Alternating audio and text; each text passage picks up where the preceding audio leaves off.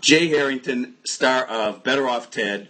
Wouldn't everybody be a whole lot better off if Ted just turned around and did something about that company you work for? Viridian Dynamic. The things they do, they create pumpkin mold as a biological weapon. They create turkeys that commit suicide. This is, you're working for Satan, aren't you? Yeah, we have an octo chicken. We have a robot that can't differentiate between killing children and soldiers. It's kind of the birth child, I think, of GE and 3M and maybe a little Halliburton mixed in. But I think, Ted is I don't think at his core Ted's a guy that belongs in that world. He is probably more of a liberal that finds himself surrounded by right-wing conservative values, and that's where he has to work hard to draw the line. A friend of mine says, you are the new Bob Newhart. He says that drawing a parallel to Newhart's old show where he was the nice guy, the center of sanity, surrounded by total lunacy. And I thought that was I mean, first of all, that's incredible company just to be mentioning, and thank you too for just the way that you've been championing the show. I really appreciate that. Yeah, but it's to play the straight guy, and it's fun to be the foil for Portia and for the guys in the lab and for Andrea's character, and to some extent my foil is Isabella Akers, who plays my daughter, because she seems to be more grown up than I am. Yeah, and it's unusual to see a single dad on TV. We see the single moms all the time. And so, I mean, what's nice about the show is that it takes a lot of these cliches and twists them a bit. It does, and I think that having that built in gives the character sympathy, for the audience to then go with him on his sort of weird journeys that he does and the decision he makes, because ultimately it's for her benefit. Yeah. So he has to hold back. He can't. What's great about the show is you break the fourth wall. You talk to the viewers going, these people are all crazy, but you don't run out the door because you can't, because you're a daddy. No, and I think he does enjoy his job too. I mean, there's he's competitive, his nature, but he greenlights the weapon of mass destruction with the pumpkin because he's got to take care of his little girl. Yeah. What are your favorite crazy moments on this show?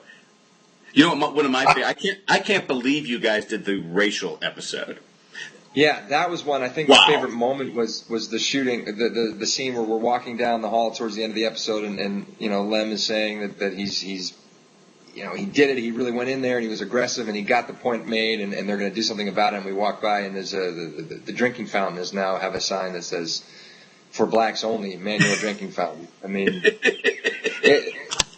anything that those guys do, I got to say, I mean, Portia is hysterical, and I love working with her, and Andrea, the stuff that we get to do. But I do enjoy, because I don't get to work when Lem and Phil have their moments in the lab. I hear it at the table read, but I don't get to see it until it's on television. Right. So that's my, I think, favorite stuff as just a viewer. Mm-hmm. I think you're on a show that may be historically viewed as the first TV show ever saved by Twitter. What's interesting is how your show was launched is you had 7 episodes, mid-season replacement show came in, so already you're dealing with a low profile there. Critics loved it from the start. You had unanimous praise, which was great, but finding an audience is another challenge, and slowly it's been building, and I think by word of mouth, in this whole new electronic age we live in, people are twittering each other going, you gotta see this show. Yeah, and I God, thanks to everybody, because even within the 7 episodes that we aired, I think twice we were up against the president speaking in prime time. American Idol one time preempted. They changed their schedule because of the president. So you're like you said, you're coming in as an underdog as it is, but across the board the critics were very supportive. And I think, like you say, word of mouth will help throughout the summer if people know that these are new episodes. And if they know that we're coming back, because even, when I watch TV, sometimes I don't give a show a chance. I hear it's great, but I like to know that the network has confidence in it. And if it's coming back, a lot of times I'll catch up on a show on DVD. Yeah.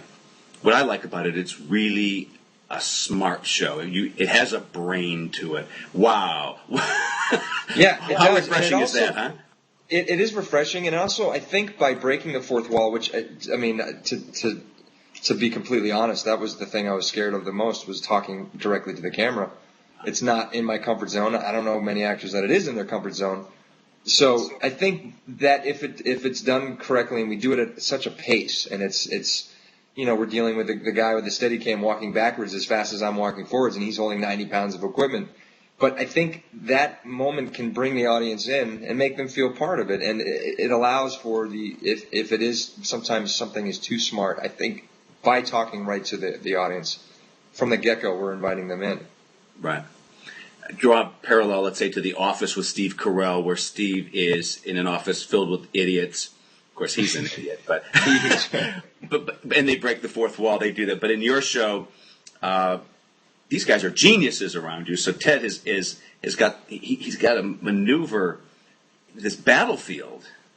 Yeah, and like you said, those guys do break the fourth wall, and it's a little bit more of a documentary style. So it's forgiving in that way. I mean, when we were starting doing this, it was the last thing I could really remember. There was Bernie Mac that completely take us in, but it was almost because he was in his own private room and it was darker. It was a moment that they would take away. And the other thing was Malcolm in the Middle with Frankie Muniz doing it. But he had, he was a cute kid, so I think it was more forgiving. Anyone that's been a critic of talking to the camera, I get it, but hopefully it kind of.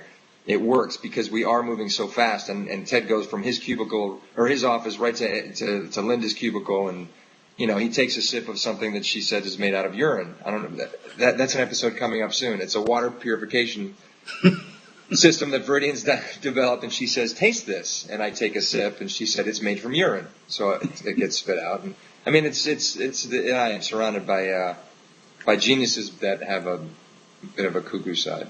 Right. Let's talk about this relationship you have with Veronica. That's a lot of fun. Yeah.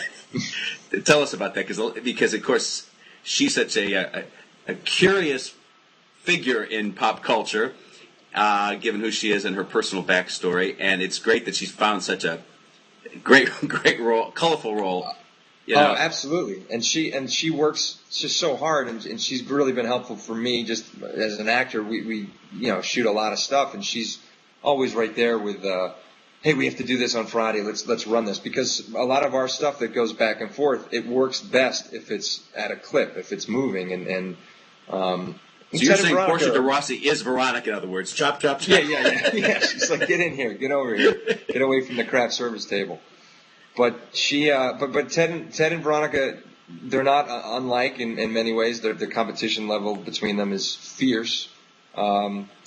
And it's not that she doesn't have the moral integrity that he does, because, we had an episode where I get deleted from the system. There's a typo in my ID badge, and she's the one that comes through to try to help me out. And we have an episode coming up in the next few episodes where we get to see a little personal side of her, where she's, Viridian has developed a technology that is a face recognition. We scan a photo of her in the meeting as an example, and it picks up anywhere she's been online. Ever. And we find that she's been moonlighting, and let me just say that it may or may not be with a magician in Vegas. So it's really funny. We get to see a little vulnerable side and her outside of the office, which I think a lot of people will be happy about. So what's the future for the show in terms of scheduling? There's 6 episodes this summer being aired? 6 episodes, yeah. Apparently it's gonna be 2 new ones and then a repeat, and 2 new ones and a repeat. And I think that just to give it a little bit of life and some legs, and again, of the fans that we did have that watched that were so passionate, it's a chance to have them see some new stuff. And then, hey, let's be honest. Let's hope we pick up some viewers along the way.